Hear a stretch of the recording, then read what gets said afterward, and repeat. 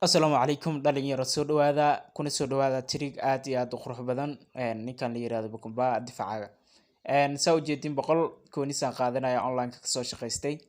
dhammaantiin saa wada ogtihiin TikTok-gayga ama YouTube-gayga waxa ku jira markasta markaan online ka soo ciyaar anoo boqol koonis la baxay ay koonigna ku soo qabsanaya maasha Allah soo dhawaada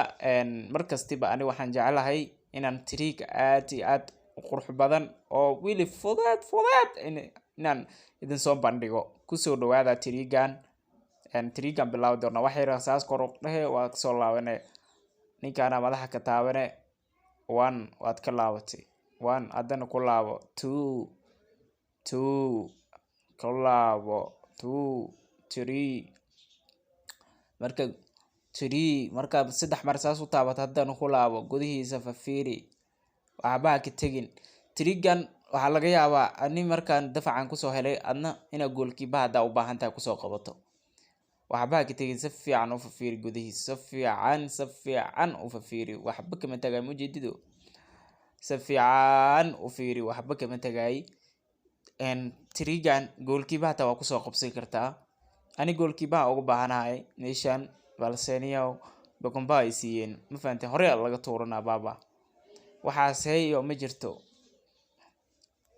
oo kaasa waa ujeedin dhalinyaro soo dhawaada